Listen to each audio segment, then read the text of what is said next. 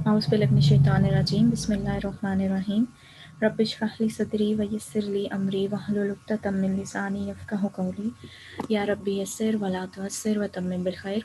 अस्सलामु अलैकुम व रहमतुल्लाहि व बरकातुहू। क्या हाल है स्टूडेंट्स, आप सब लोगों का ठीक है?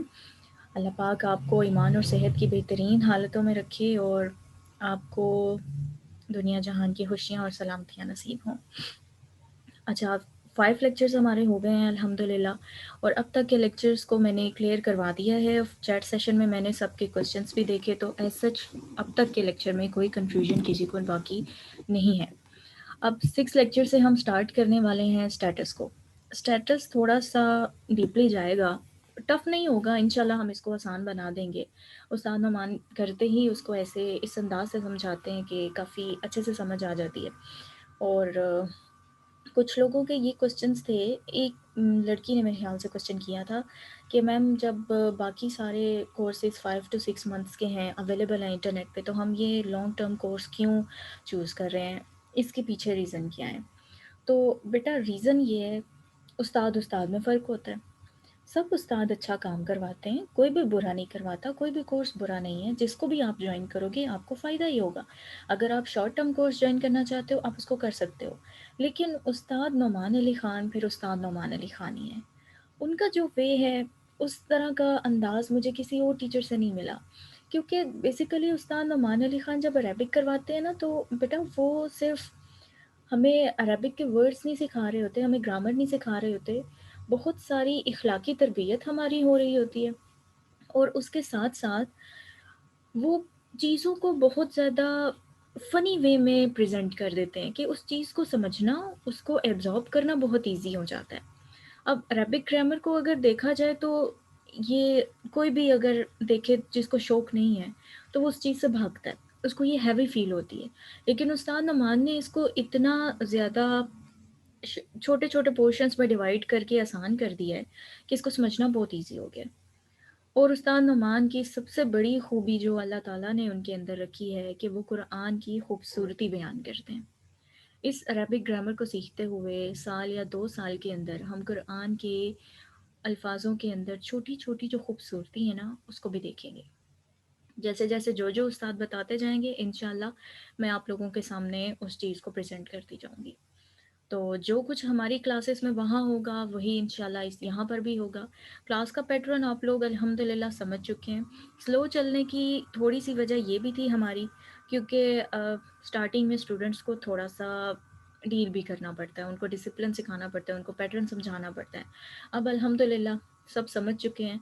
और बेटा आइंदा से इससे नेक्स्ट जो भी आपने मेंबर ऐड करवाना है, 1 मंथ गुज़र गया उसके बाद एडमिशन नहीं होंगे। कोई हमें जॉइन नहीं कर सकेगा। फिर हमारी पूरी क्लास इसी तरह से चलेगी, क्योंकि पिछला जो भी पोर्शन है वो किसी को कवर करवाना ये मुश्किल है।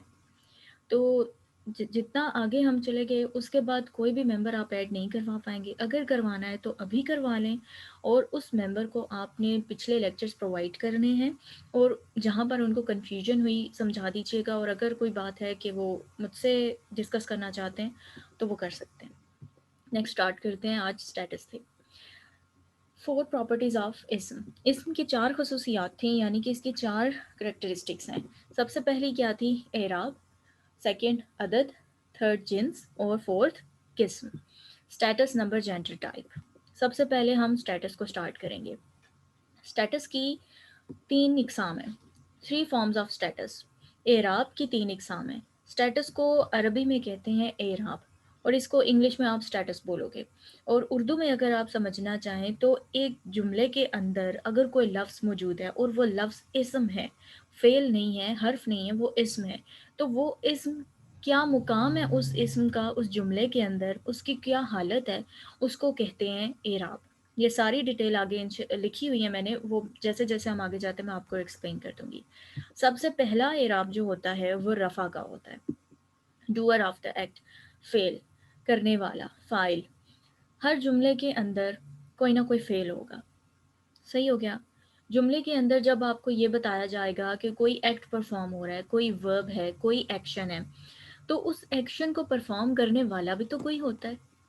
तो वो जो फ़ाइल है ना, जो उस एक्शन को परफ़ॉर्म करेगा, वो जिस एराब की हालत में होगा उसको कहते हैं रफ़ा, और उस इस्म को कहते हैं मरफू। यानी कि अगर किसी इस्म के ऊपर पेश का साइन है, पेश को कहते हैं रफ़ा। सही हो गया।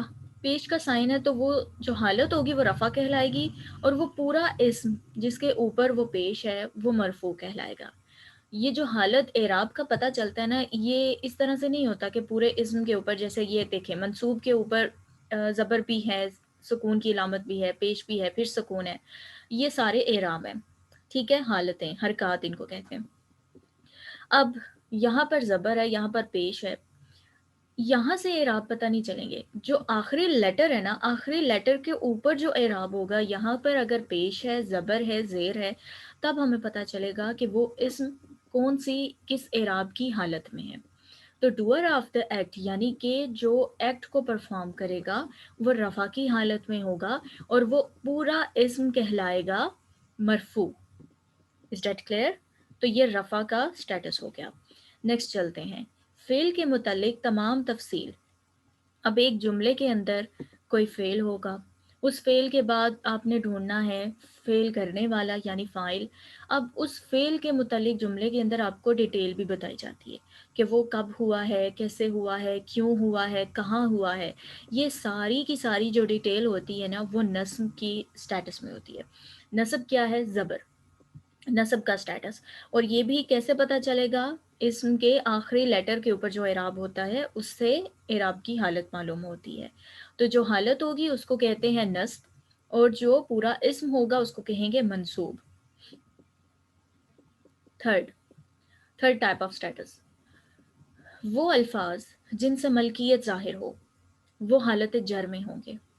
हालत जर कहते हैं ज़ेर की हालत को। और अल्फाज पोसेसिव, ये जो पोसेसिव का केस होता है ना, जिसमें अगर आपने कोई मलकियत ज़ाहिर करनी है, जैसे कि ये मेरा घर है, ये मेरा लैपटॉप है, ये मेरी क्लास है, वो मेरा स्टूडेंट है, इस तरह के जितने भी अल्फाज हैं जिसमें आपने बताना है, अपनी मलकियत ज़ाहिर करनी है, पोसेसिव का केस, तो वो सारे किस हालत में होंगे? हालत जर में होंगे। उनका एराब क्या होगा? जर होगा, और वो पूरा इसम क्या कहलाएगा? मजरूर। ठीक है, जर मजरूर। इंग्लिश में क्या होता है? उर्दू में तो ये आपको मलकियत का केस समझ आ गया। इंग्लिश में क्या है? Word after of. जहाँ जहाँ पर ऑफ के बाद कोई वर्ड आता है और वहाँ पे पोसेसिवनेस शो हो रही है, तो आप उसको क्या कहेंगे कि ये क्या है? हालत जर में होगा वो अरबिक लैंग्वेज के अंदर। For example, the house of Allah, the house of अल्लाह। अब ऑफ के बाद क्या वर्ड आ रहा है? अल्लाह का वर्ड आ रहा है, यानी अल्लाह का घर, बैतुल्लाही, द हाउस ऑफ अल्लाह। तो अल्लाह का जो लफ्ज़ है, the word Allah, not Allah. Okay, हम अरेबिक ग्रामर सीख रहे हैं तो हमने कॉन्शियस होना है, अल्लाह के बारे में यहाँ पे बात नहीं हो रही, यहाँ पे वर्ड अल्लाह, अल्लाह के लफ्ज़ के बारे में बात हो रही है ग्रामर के अंदर। तो यहाँ पे जो वर्ड अल्लाह है वो क्या है? हालत जर में होगा, वो होगा मजरूर के स्टेटस में। Next, book of Muslim. मुस्लिम क्या होगा? पोसेसिव केस है कि वो मुस्लिम की किताब है, और इसको अगर आप अरबिक में करते हैं तो जो मुस्लिम होगा उसमें क्या आ जाएगा? नीचे जेर की अलामत आ जाएगी। टीचर्स, स्टूडेंट,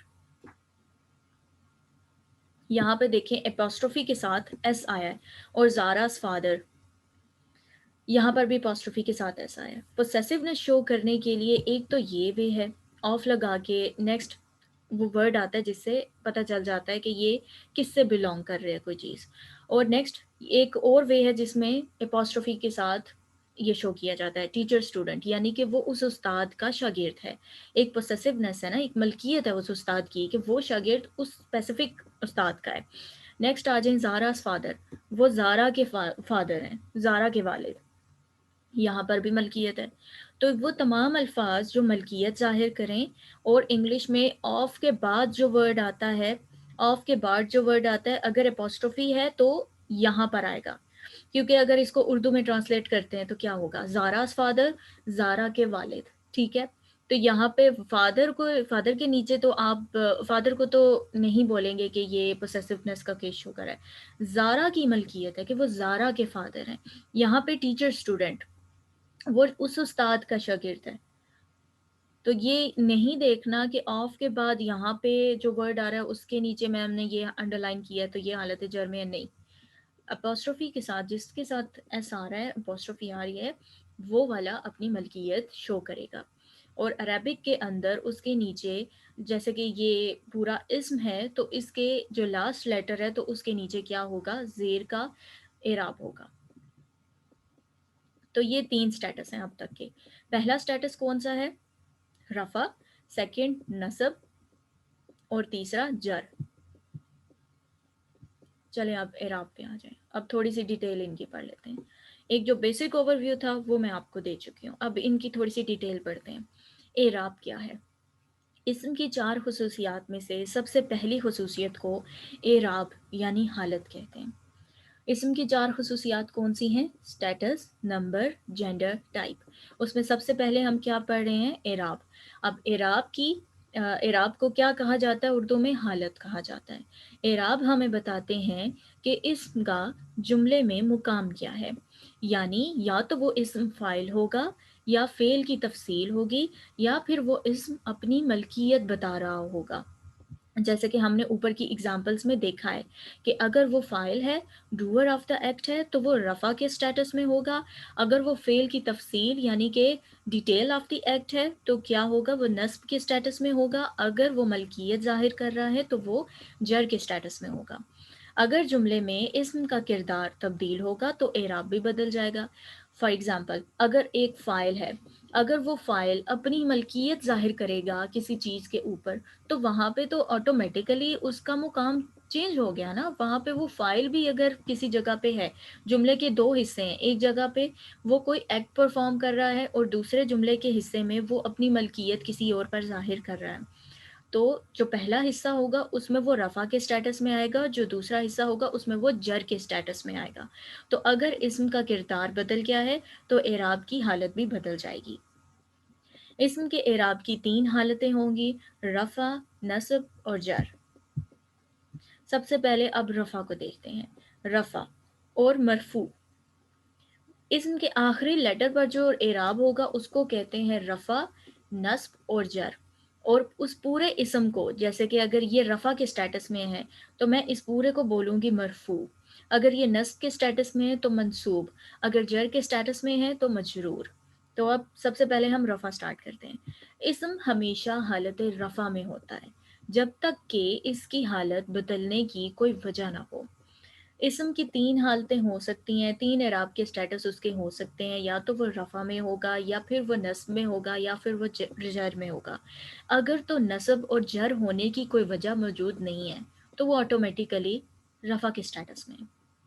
لیکن اگر کوئی وجہ موجود ہے، اگر یعنی کہ حرف جو ہوتے ہیں، کچھ حروف ہیں، حرف آف جر ہے، حرف آف نصب ہے، اگر تو حرف آف نصب آ گیا تو وہ اس اسم کو کیا کرتے ہیں، اس کو منصوب بنا دیتے ہیں. وہ وکٹم بن جاتا ہے اس حرف آف نصب کا، اور اس حرف آف نصب کی وجہ سے یعنی کہ اس حرف کے اوپر اس نے کہہ دیا کہ میں نے تو نصب کے سٹیٹس میں ہی رہنا ہے، میں نے رفع میں اور جر میں نہیں جانا.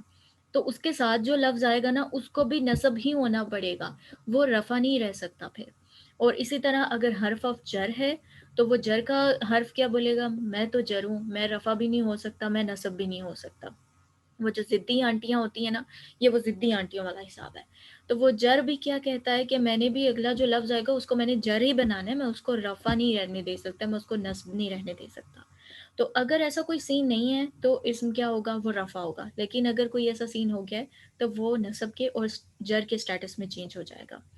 نیکسٹ، عربی زبان میں اس کی علامت اسم کے آخری حرف پر لگا ہوا پیش ہے. جیسے کہ یہ میں نے بتایا تھا کہ اگر یہ مرفوع ہے، مرفوع لکھا ہوا ہے نا، اگر آئین کے اوپر پیش ہو جائے گا تو یہ کیا ہوگا کہ اس کے اوپر یہ کون سے اعراب کی حالت میں ہو جائے گا، یہ رفع کی حالت میں ہو جائے گا، اور یہ پورا اسم کیا کہلائے گا، مرفوع.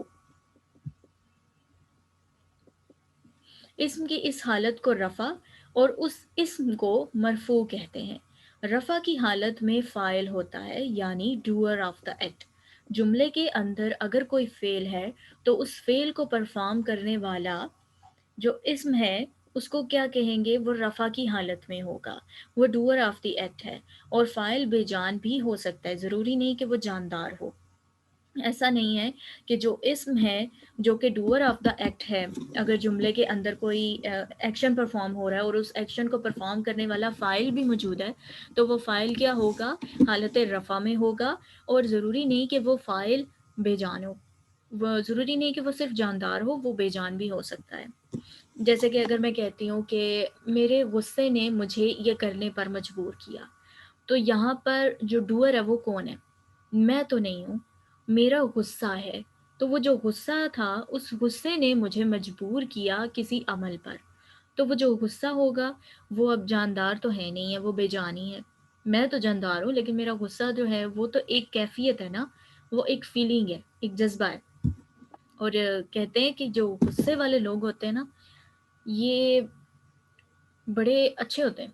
اچھے پتہ کس حساب سے ہوتے ہیں؟ غصہ نا انسان کو جو ایک حضرت واصف علی واصف کی کوٹیشن ہے، مجھے پراپرلی یاد نہیں ہے، لیکن کہتے ہیں کہ جو ایک اچھے ضمیر کا یا پھر جو بڑا انسان ہوتا ہے، اس کو اس کا غصہ بنا جاتا ہے، اور جو کمظرف ہوتا ہے نا، اس کا غصہ اس کو تباہ کر جاتا ہے۔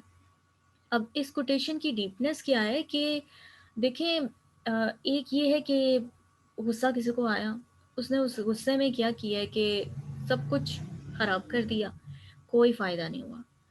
غصے کا فائدہ پتہ کیوں ہوتا ہے؟ غصہ ایک ایسی فیلنگ ہے، ایک ایسی سٹیٹ ہے کہ اس میں آپ کا جو انرجی لیول ہوتا ہے نا، وہ پیک پہ چلا جاتا ہے۔ اب اس انرجی لیول کو کے پیک پہ جانے کے بعد اگر آپ اس انرجی کو ایک رائٹ وے میں، رائٹ ڈائریکشن میں یوز کر جائیں گے نا، تو کمال ہو جائے گا۔ لیکن اگر آپ نے اس وقت اپنی اس انرجی کو رانگ ڈائریکشن میں یوز کیا نا، تو آپ تباہ ہو جائیں گے۔ غصہ ایک نعمت ہے کہ غصہ جب کسی کو آتا ہے، بہت سارے لوگ آپ کو ملیں گے کہ ان کو غصہ نہیں آتا، وہ بڑے ڈرے سہمے سے اور تھوڑے سے سہمی سی طبیعت ان کی ہوتی ہے۔ ان کو اگر کبھی آپ نوٹ کریں تو ان کی ول پاور بہت کمزور ہوتی ہے، ان کی ول کمزور ہے، وہ قوت ارادیت، ان کے اندر ارادہ کرنے کی قوت اور اس ارادے کو آ، عمل میں لانے کی قوت کم ہوتی ہے۔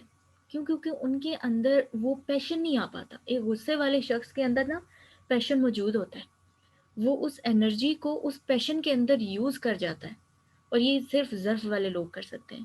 جو کم ظرف ہوتے ہیں نا، ان کا غصہ ان کو تباہ کر جاتا ہے۔ نیکسٹ آتے ہیں نصب اور منصوب پہ۔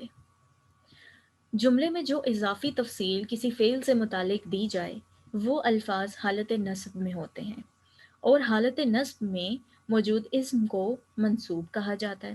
یہ بات تو اب تک آپ کو کلیئر ہو چکی ہوگی کہ ایک اسم ہے، ایک اگر اسم ہے یہ پورا، تو اس کے آخری لیٹر بے کے اوپر اگر زبر ہے تو یہ حالت نصب میں ہوگا، اور اس پورے کو کیا کہیں گے؟ منصوب کہیں گے۔ نیکسٹ، حالت نصب زبر سے ظاہر ہوتی ہے، لفظ کا آخری حرف حالت نصب میں ہوتا ہے۔ یہ بات آپ کو کلیئر ہو گئی؟ یہ جو میں کہہ رہی ہوں کہ ابھی پیش، زبر اور زیر، یہ ایک حالت ہے۔ اس کے علاوہ آگے آگے عربک میں مزید جو گہرائی ہے وہ آنی ہے۔ تو سٹیٹس اگر تو کوئی عربک پڑھ چکا ہے تو وہ ابھی اس وقت یہ نہ سمجھے کہ باقی چیزیں ابھی نہیں بتائی جا رہی۔ ہر چیز کو بتانے کا ایک وقت ہوتا ہے۔ استاد ہونے کا مطلب یہ نہیں ہوتا کہ آپ کو سب کچھ ٹیچ کر دیا جائے۔ استاد ہونے کا مطلب یہ ہوتا ہے کہ آپ کو رائٹ انفارمیشن رائٹ ٹائم پر دی جائے۔ تو اگر اتنی ساری انفارمیشن اکٹھی ہو گئی اور اس انفارمیشن کو ہم نے اسٹیپ بائی اسٹیپ یوز میں لے کر نہ آئے، تو فائدہ نہیں ہوگا۔ اگر ہم نے اس انفارمیشن کو ایموشنز کے ساتھ ملا کر یوز کیا نا، تو پھر وہ ہماری میموری بن جائے گی۔ اس لیے جن کو آتا ہے وہ صبر کا معاملہ رکھیں گے، اور آگے آگے مزید چیزیں ظاہر ہو جائیں گی۔ ابھی جتنا بتایا جا رہا ہے صرف اسی پہ فوکس کیجیے گا۔ نیکسٹ آ جائیں جر اور مجرور۔ ملکیت جو الفاظ ظاہر کریں یا دو الفاظ کو جوڑنے کے لیے جو حرف استعمال ہو، جیسے کہ اب اردو میں آپ دیکھیں کہ اللہ کا گھر، تو اس میں جو کاف الف کا ہے، یہ وہ حرف ہے جو جوڑ رہا ہے اللہ کو، اللہ کے لفظ کو اور گھر کو۔ تو ان کو جوڑنے کے لیے جو حرف استعمال ہو رہا وہ حالت جر میں ہے. اسی طرح عربک کے اندر بھی حرف آف جر ہیں، حرف آف نصب ہیں، اور اس کے علاوہ بہت ساری حرف کی ٹائپس ہیں. آگے آگے مزید بہت ساری چیزیں کھل جائیں گی. اور جو الفاظ ملکیت ظاہر کریں، اگر آپ نے اپنی پوسیسونیس شو کرنی ہے کسی چیز کے اوپر، آپ کی ملکیت ہے، اگر آپ کہہ رہے ہیں یہ میرا گھر ہے اور یہ میرا موبائل ہے، سب سے زیادہ تو ملکیت آج کل لوگ موبائل کے اوپر ہی شو کرتے ہیں، یہ میرا موبائل ہے، اس کو نہیں کوئی لے سکتا. تو یہ آپ کا موبائل ہے تو آپ نے اس کے اوپر ملکیت ظاہر کر دی، تو یہ کیا ہو جائے گا؟ حالت جر کا سٹیٹس ہوگا اس میں. حالت جر زیر کی حالت ہوتی ہے اور اسم مجرور کہلاتا ہے. اور یہاں پر بھی حرف کے آخری لیٹر پہ اسم کے آخری لیٹر پر کیا آئے گا؟ زیر کی حالت آ جائے گی، اعراب آ جائے گا، اور پورا اسم کیا کہلائے گا؟ مجرور. مجرور ہو گیا بیچارہ. Next examples. پہلے میں اب یہ ریڈ کرنے لگی ہوں اور ریڈ کرنے کے بعد میں ان کو سمجھاؤں گی. A teacher entered the classroom. استاد کلاس روم میں داخل ہوا. A student of his was sleeping soundly. اس کا شاگرد گہری نیند سو رہا تھا. A teacher threw a pencil. استاد نے ایک pencil پھینکی. A teacher student woke up suddenly. استاد کا طالب علم اچانک سے اٹھا. اوکے ہو گیا، یہ سینٹنسز میں نے ریڈ آؤٹ کر دی ہیں.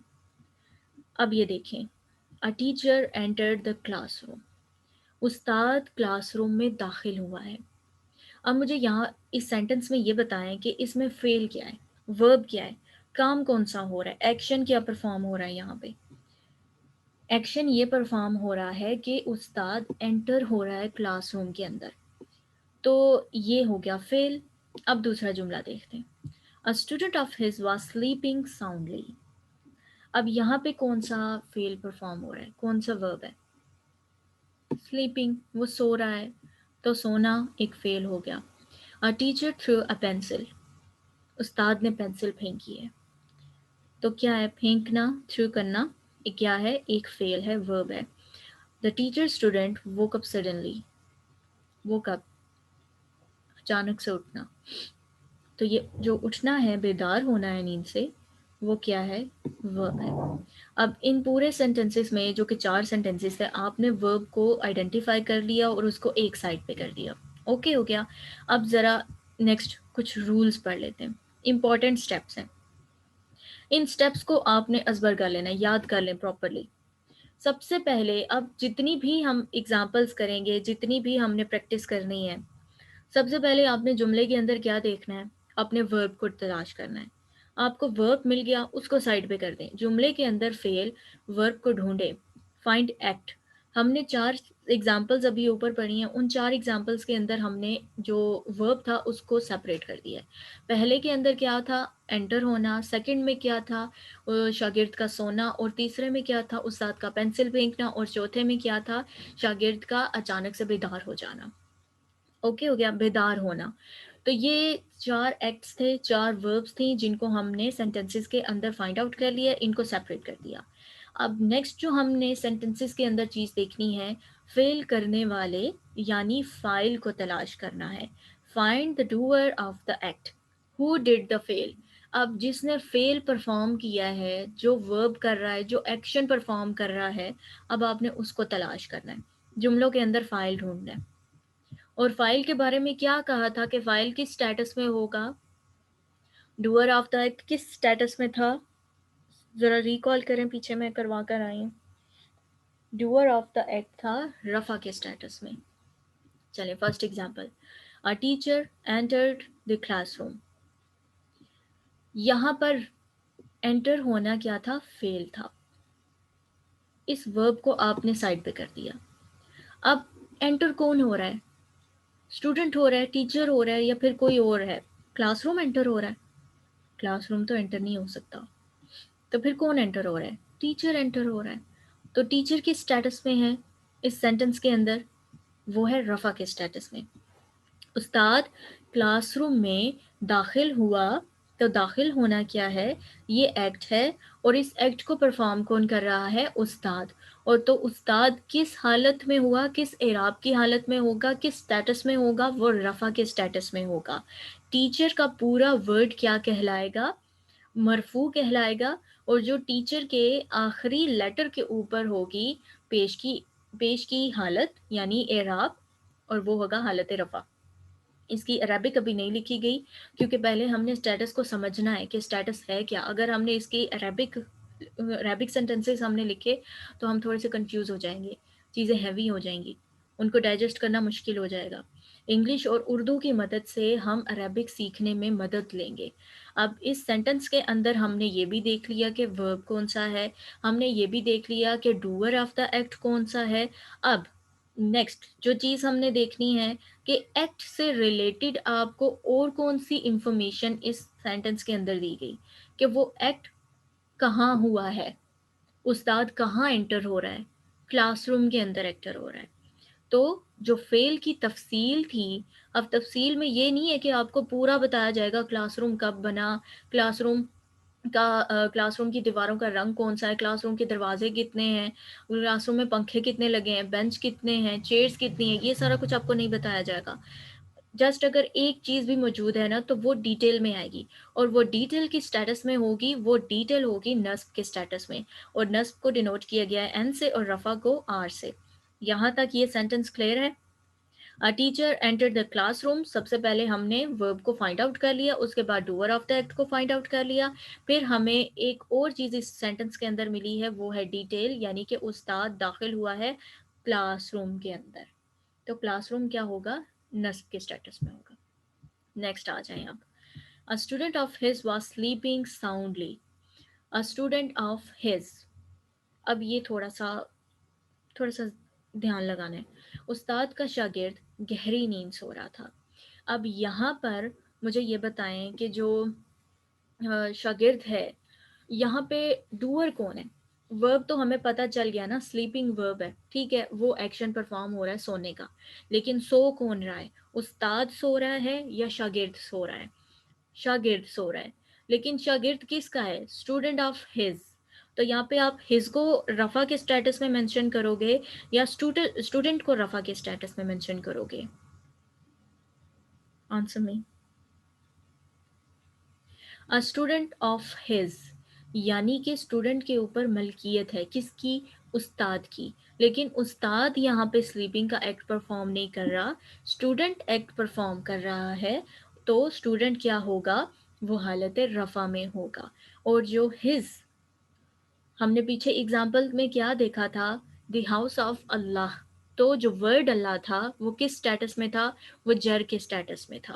اسی طرح جو ہز ہے یہاں پہ یہ جر کے سٹیٹس میں ہوگا، جو اپنی ملکیت ظاہر کر رہا ہے. اور آگے واز سلیپنگ ساؤنڈلی.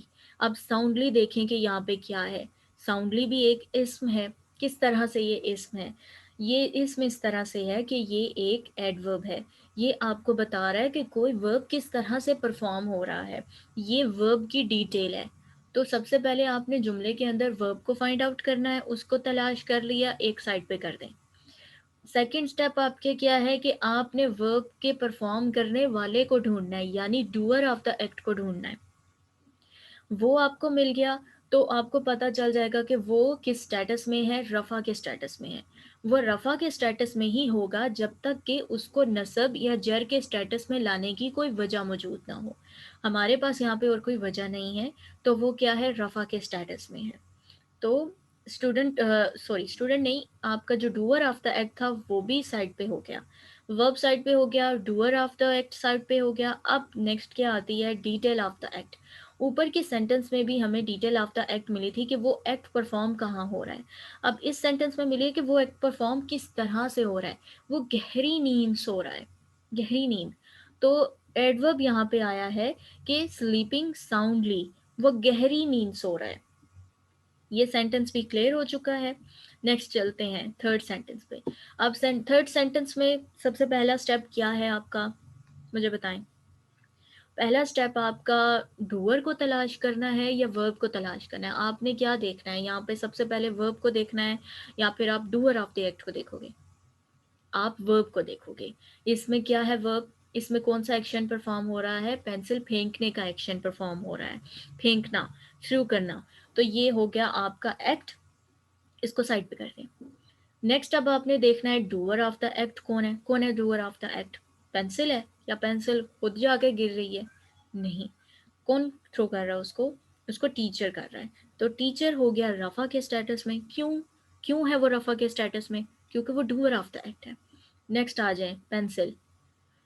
अब फेंका है। क्या फेंका है? फेंकना एक एक्ट था ना। उस एक्ट की डिटेल आगे क्या है कि कौन सी चीज फेंकी गई है? पेंसिल फेंकी गई है। तो पेंसिल कौन से स्टेटस में है? नस्ब के स्टेटस में। नेक्स्ट आ जाए the teacher student woke up suddenly. अब देखें यहाँ पे एपोस्ट्रोफी के साथ एस आ रहा है और टीचर स्टूडेंट लिखा हुआ है। ऊपर वाली एग्जाम्पल में क्या था? स्टूडेंट ऑफ हिज है। यहाँ पर भी वही बात। मैं इसको थोड़ा सा इस करके आपको दिखाऊं। देखें, student of his, teachers student, दोनों चीज़ों में के अंदर क्या चीज़ शो हो रही है? मलकियत जाहिर हो रही है। यहाँ पे टीचर को किससे प्रोनाउन के साथ शो किया गया है? तो हिज क्या हुआ? वो हालत जर में आ गया। यहाँ पे टीचर स्टूडेंट, टीचर का वर्ड है और साथ में अपॉस्ट्रोफी लगा के उसकी मलकियत जाहिर की गई है कि वो उस उस्ताद का शागिर्द है। तो उस उस्ताद की मलकियत है ना उस पे। तो वो उस्ताद की स्टेटस में होगा, वो जर के स्टेटस में होगा कि उस्ताद की मलकियत है, स्टूडेंट की मलकियत नहीं है। स्टूडेंट की अगर मलकियत होती तो हम स्टूडेंट को हालत जर में रखते, उसको जर के स्टेटस में रखते। लेकिन the teacher student woke up suddenly. अब इस जुमले में सबसे पहली चीज़ क्या देखनी है हमने कि वर्ब क्या है? वर्ब क्या है? Woke up. साइड पे कर दें इसको। नेक्स्ट क्या देखना है? Doer of the act. Doer of the act कौन है? Teachers student. वो टीचर नहीं है, स्टूडेंट है जो बेदार हो रहा है नींद से। और अब इसमें एक्ट क्या था? बेदार होना। अब वो बेदारी किस तरह से हुई है? सडनली, अचानक से। अब एक स्टूडेंट क्लास में सो रहा है, अब मैं उसके ऊपर पेंसिल फेंकती हूँ तो वो बेचारा तो एकदम से हड़बड़ा कर उठेगा ना कि क्या गिरा और क्या हुआ।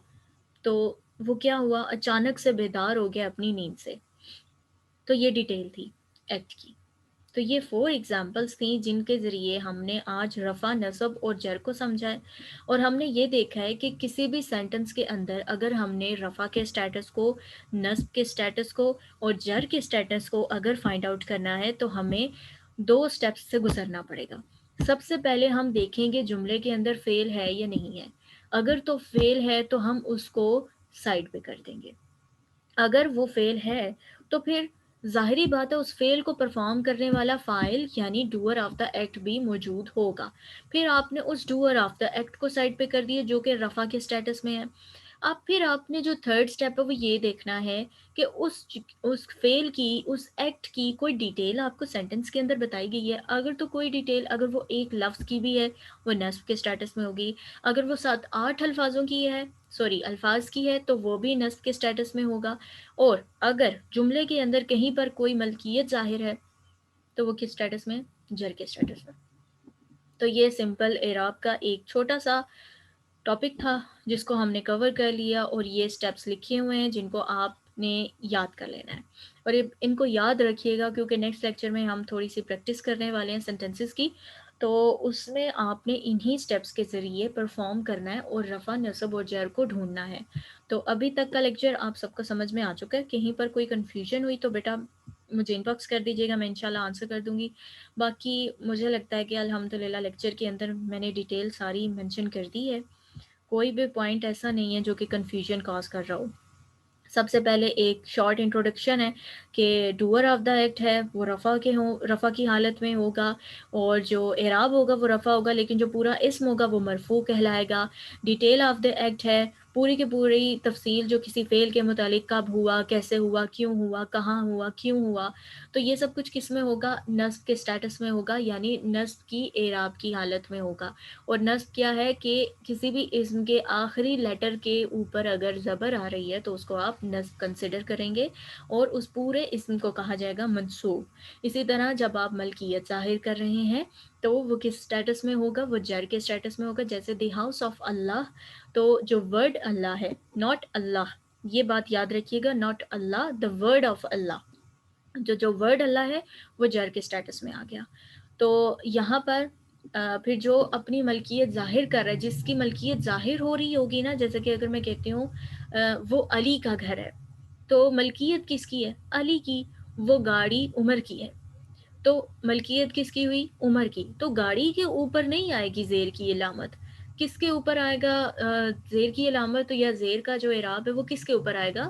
وہ اس انسان کے اوپر آئے گا یا اس نام کے اسم کے اوپر آئے گا جس کی آپ نے ملکیت ظاہر کی ہوگی. اور ایک وے تو یہ تھا کہ آف لگا کے نیکسٹ جو بھی ورڈ آئے گا وہ حالت جر میں ہوگا، یا پھر جو اپاسٹروفی لگا کے اس کے ساتھ آپ پوسیسونیس شو کریں گے. نیکسٹ اعراب کیا تھے ہم نے دیکھ لیا کہ اسم کا جو کردار ہے جملے کے اندر اس کا شو کرنا کس چیز کی بنیاد پر ہم اس کو شو کر سکتے ہیں، کس سے ہمیں اس کا جملے کے اندر مقام پتہ چلتا ہے کہ وہ جملے میں کیا پرفارم کر رہا ہے. وہ فعل ہے تو کیا ہے، وہ اگر اسم ہے تو کس حالت میں ہے. وہ رفع کی حالت میں ہے تو وہ ڈوئر آف دا ایکٹ ہوگا، اگر وہ نصب کی حالت میں تو وہ ڈیٹیل آف دی ایکٹ ہے، اور اگر وہ جر کی حالت میں تو وہ ملکیت ہے. نیکسٹ رفع اور مرفوع کی آپ کو سمجھ آ گئی کہ یہ پیش کی علامت ہے اور لفظ کے آخری حرف پہ آئے گی، آخری لیٹر پہ آئے گی، اور اس پورے کو مرفوع کہتے ہیں. اور جو فائل ہے ڈوور آف دا ایکٹ ہے وہ بے جان بھی ہو سکتا ہے اور جاندار بھی ہو سکتا ہے، اور اس میں میں نے آپ کو غصے کی ایگزامپل دی ہے. نیکسٹ آ جائے نصب اور منصوب پہ. سیم از دا کیس، وہ بھی رفع کی طرح زبر کی علامت ہوگی اور آخری لیٹر پہ ہوگی، اور اس اعراب کی حالت کو نصب کہیں گے، اور اس پورے ورڈ کو کیا کہیں گے، اس پورے اسم کو کیا کہیں گے؟ منصوب. اور اسی طرح جر اور مجرور کا کیس ہے. نیکسٹ ہم نے کچھ ایگزامپلس کی ہیں جس میں سب سے پہلے ہم نے سینٹنسز کے اندر کیا دیکھنا ہے؟ ہم نے ورب کو دیکھنا ہے. ورب فائنڈ آؤٹ ہو گیا، اس کے بعد ہم نے کیا دیکھنا ہے؟ ڈوئر آف دا ایکٹ کو دیکھنا ہے. ڈوئر آف دا ایکٹ مل گیا تو دو چیزیں جو میجر ہیں سینٹنس کے اندر وہ کلیئر ہو جائیں گی. جو تھرڈ چیز ہے وہ یہ دیکھنی ہوتی ہے کہ سینٹنس میں باقی کوئی نہ کوئی ڈیٹیل بتائی گئی ہوگی کسی بھی فیل سے ریلیٹڈ، تو وہ ساری کی ساری ڈیٹیل کس میں آ جائے گی؟ نصب کے سٹیٹس میں آ جائے گی. اور اگر جملے میں کہیں پر کوئی ملکیت ظاہر ہے تو وہ جس بھی انداز میں ہو تو اس کو کیا کہیں گے؟ جر کے سٹیٹس میں رکھیں گے. تو یہ آپ کا آج کا لیکچر تھا، اور آئی ہوپ سو کہ رفع نصب جر کو اس طرح سے سمجھنا زیادہ آسان ہے بجائے اس کے کہ پہلے ڈفرینٹ ویز سے جس طرح ہم سمجھ چکے ہیں. یہی وجہ ہے کہ استاد نعمان علی خان کے پاس پڑھنا، اور باقی استاد بھی بے شک بہت اچھا کرواتے ہیں، اور یہ چیز بھی ہم نے استاد ہی سے سیکھی کہ ایک مرتبہ استاد دراصل جہاں پہ بیٹھ کے لیکچر دیتے ہیں تو ان کے پیچھے کافی ساری بکس کی کلیکشن موجود ہے.